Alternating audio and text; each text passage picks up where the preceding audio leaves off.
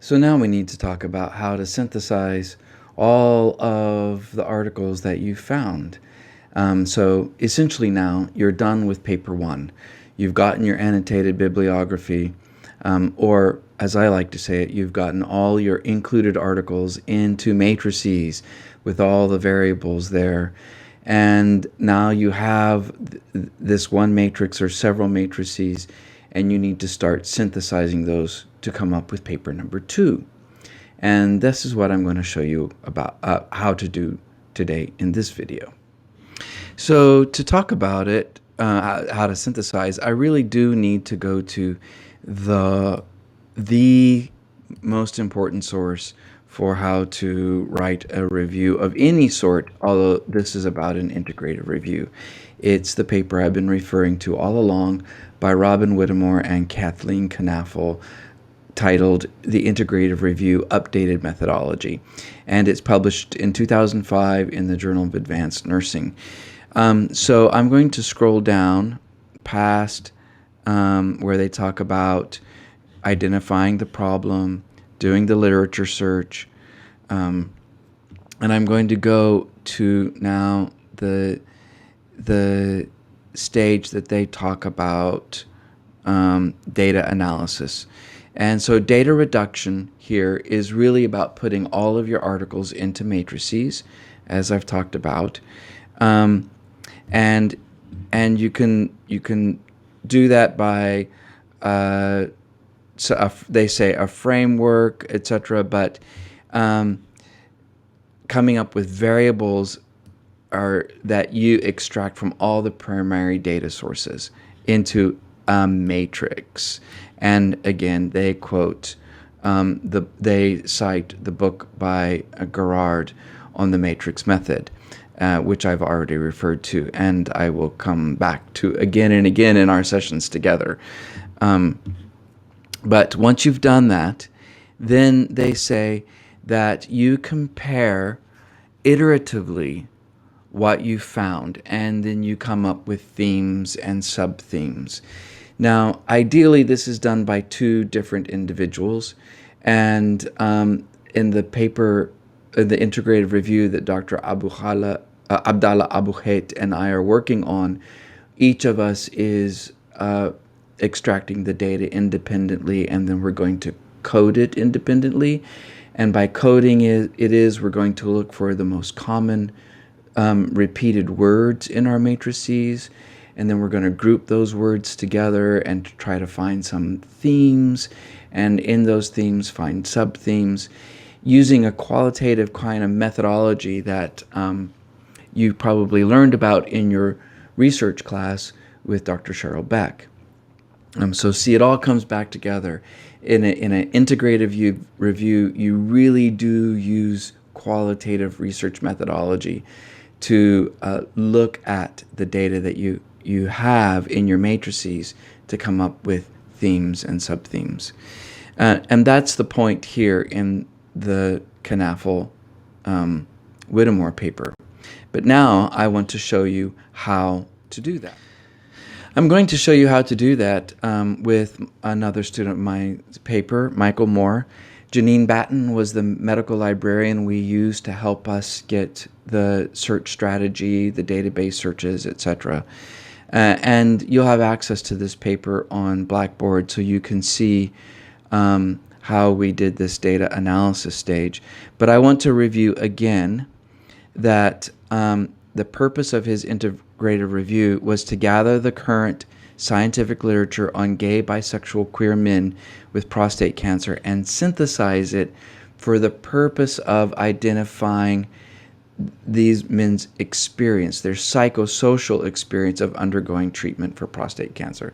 So his research question was, what are the experiences of gay, bisexual, and queer men of undergoing treatment for prostate cancer? So he followed the Knaffel-Whittemore methodology. He used the PRISMA standards of quality for reporting results, and you can see there's our search string, but also here's our PRISMA table for all the articles that we identified. the record screened and excluded, and then the full text article screened and why we excluded them, and our final results of articles 18. And then once he did that, we did data evaluation, and you see that right here. And so because the final sample included empirical or research studies and theoretical reports, we coded the articles on a 2-point scale for quality. And the article was either 1, a high quality, or 2, a low quality article. We gave the articles that were rated as 1 more weight in our synthesis than we gave the papers that were rated 2. And we rated those independently. Then after we did that, we analyzed the data by a data extraction tool, really a matrix that we did in an Excel spreadsheet. It was easier for us than Word. And we told you here, the reader here, what data variables we extracted: author, journal, publication year, title, purpose, design, sample setting, intervention, primary aim, outcome of interest, measures, results, outcomes, limitations, our quality score, and then our comments. Now we displayed some of these variables in table 3 in this paper, not all of them, because we couldn't fit them all into the printed table. And then we displayed them using the Gerard matrix method, which enables concise organization and comparison of patterns, relationships, and commonalities. And that's what we were looking for: those patterns, relationships, and commonalities of the extracted variables. And this is really the data analysis that you need to do. When you start putting in the data into your matrices, you'll start seeing some of the same things over and over, and you start taking note of those patterns, or you start seeing relationships between 2 of the different variables, and you make note of that. These become the themes of your synthesis. So when Michael did it, he told us here in his results that 3 themes emerged: prostate cancer and its treatment affect sexual well-being, healthcare is heteronormative, and 3, support and prostate cancer treatment. So if you go through each theme, you'll see that he has several sub-themes here for each one. And I'll leave this paper for you to read to see how those 3 themes resulted also in sub-themes. But also pay attention to how he's not talking about one paper sequentially, like paper 1 said this, and paper 2 said that, and paper 3 said that. That's just a litany or a sort of checklist of this is what they said. It's not synthesis. Synthesis is really looking for those patterns and those relationships to show you what themes emerged across all the papers, or most of the papers, or some of the papers even. And now I'm going to switch from the more detailed integrative review to a narrative review like the one you're doing, and show you another student's paper and how she organized her matrices by theme, and that may help you even a bit more. So now here is Emily Stagg's paper. I think I've referred to it already, and it's Best Practices for the Non-Pharmacologic Treatment of Depression at the End of Life, published in 2012 in the American Journal of Hospice and Palliative Medicine. And so let's find her research question. It really is, what does the literature say on the effectiveness, right here, of non-pharmacologic treatments for depression at the end of life? And this is a narrative review, so she's really summarizing and appraising the data. In her method, she goes through the search string, inclusion, exclusion, etc. I would be, again, a little more explicit in the methods than we were here.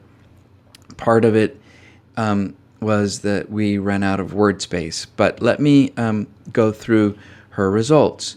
She had 18 articles that matched inclusion criteria, and 8 additional were relevant review articles or meta-analysis. So she finally came up with 26 articles. 10 were research articles, 4 were reviews or meta-analyses.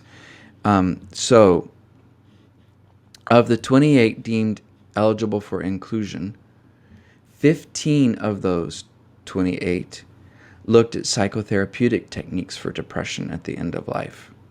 And then she divided those 15 into subcategories. 8 looked at cognitive behavioral therapy, 4 looked at supportive expressive group therapy, and so forth and so on.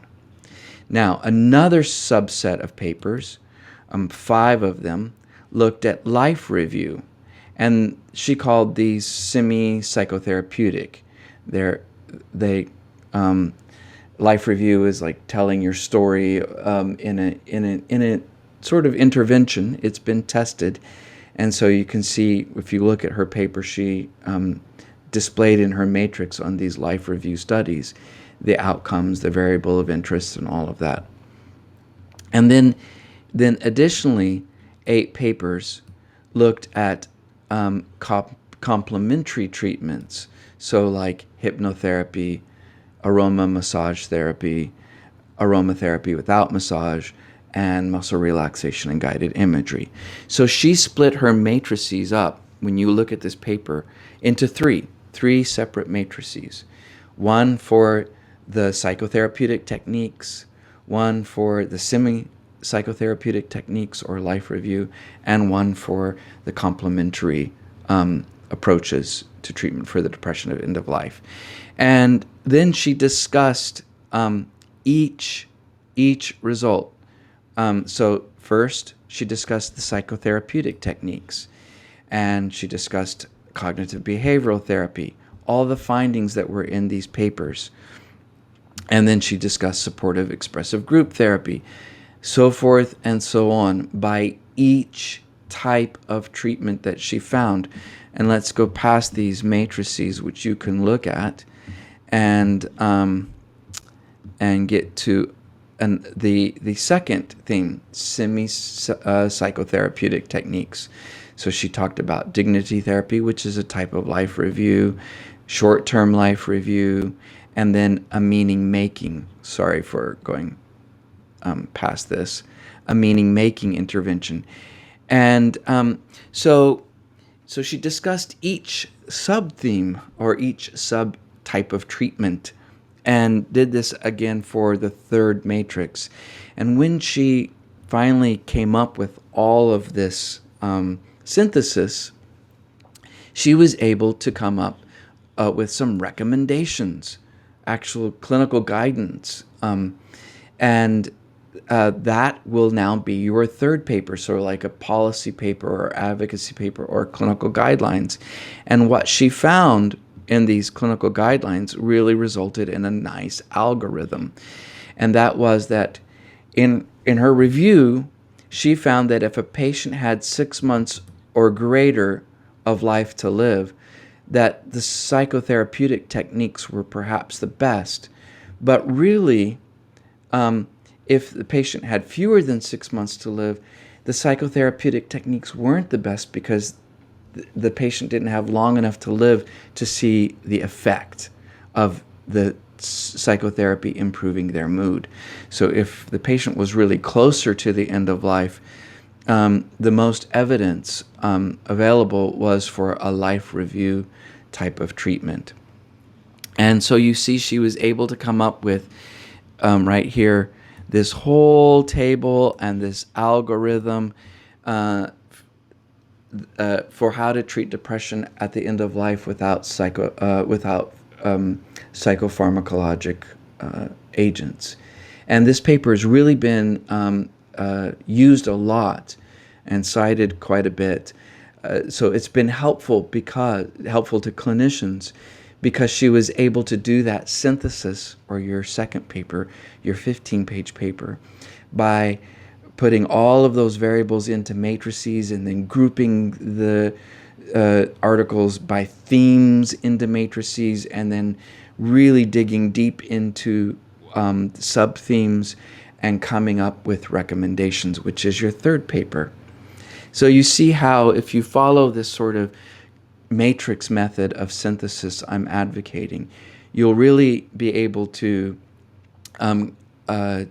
interweave all the findings of the papers, and then from that sort of interwoven synthesis, come up with the basis for your third paper, or a policy advocacy or clinical guideline recommendation. So I know this seems a bit esoteric right now, and it'll make more sense when we get into doing it together.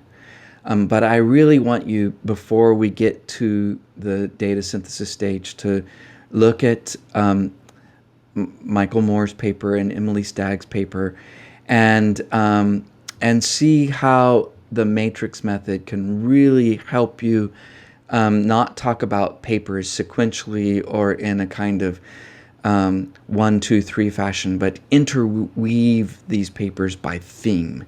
And that's what you're really going for in synthesis.